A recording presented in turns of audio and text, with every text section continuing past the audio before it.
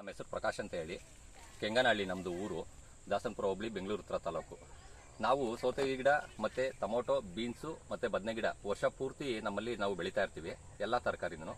ಈ ತರಕಾರಿ ಒಳಗಡೆ ನಾವು ICL ಕಂಪ್ನಿದು ಪ್ರಾಡಕ್ಟು ಸ್ಟಾರ್ಟ್ರು ಮತ್ತು ಬೂಸ್ಟ್ರನ್ನ ಸೊಸಿ ನೆಟ್ಟಾದ್ಮೇಲೆ 4 ಎಲೆ 5 ಎಲೆ ಆಗುವಾಗ ಇದನ್ನ ಸ್ಪ್ರೇ ಮಾಡ್ತೀವಿ. ಇದು ಸ್ಪ್ರೇ ಮಾಡೋದ್ರಿಂದ ರೆಂಬೆ ಕೊಂಬೆ ತುಂಬ ಚೆನ್ನಾಗಿ ಹೊಡೆಯುತ್ತೆ.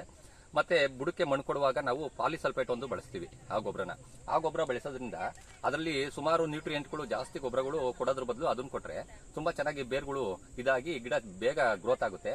ಆ ಗ್ರೋತ್ ಆದ್ಮೇಲೆ ಹೂವು ಪಿಂದಿ ಆಗಂತ ಟೈಮಲ್ಲಿ ನಾವು 12-60-22 ಗೊಬ್ಬರನ ಬಳಸ್ತೀವಿ. ಅದರಿಂದ ಹೂವು ಪಿಂದಿ ಜಾಸ್ತಿ ಚೆನ್ನಾಗಿ ಕಚ್ಚುತ್ತೆ ಮತ್ತೆ ಗಿಡನು ಚೆನ್ನಾಗಿ ಡೆವಲಪ್ಮೆಂಟ್ ಆಗುತ್ತೆ.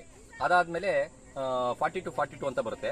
ಆ ಗೊಬ್ಬರನ ಹಾಕೋದ್ರಿಂದ ಕಾಯಿ ತುಂಬಾ ಚೆನ್ನಾಗಿ ಬರುತ್ತೆ ಮತ್ತೆ ದಪ್ಪನೂ ಬರುತ್ತೆ, ಯಥೇಚ್ಛವಾಗಿ ಇಳುವರಿನೂ ಬರುತ್ತೆ. ಸುಮಾರು 10-12 ಬೀಡು 13 ಬೀಡು ಕಂಟಿನ್ಯೂಸ್ ಆಗಿ ನಾವು ಕಾಯಿ ಕೀಳ್ತೀವಿ ಒಂದು ಸೌತೆ ಗಿಡದಲ್ಲಿ. ಕೆಲವರು 6 ಬೀಡು 7 ಬೀಡು ಕಿತ್ತಿ ಹೋಗುತ್ತೆ. ಇದು ಹಂಗಲ್ಲ, ಒಂದು 10-12 13 ಬೀಡು 14 ಬೀಡುವರೆಗೂ ಕಿತ್ತಿರೋ ಉದಾಹರಣೆ ನಮ್ಮಲ್ಲಿದೆ. ತುಂಬಾ ಚೆನ್ನಾಗಿ ಇಳುವರಿ ಬರುತ್ತೆ, ಯಥೇಚ್ಛವಾಗಿ ಲಾಭನೂ ಬರುತ್ತೆ. ICL ಕಂಪ್ನಿ ಪ್ರಾಡಕ್ಟು ತುಂಬಾ ಚೆನ್ನಾಗಿ ಹೆಲ್ಪ್ ಮಾಡಿದೆ ನಮಗೆ.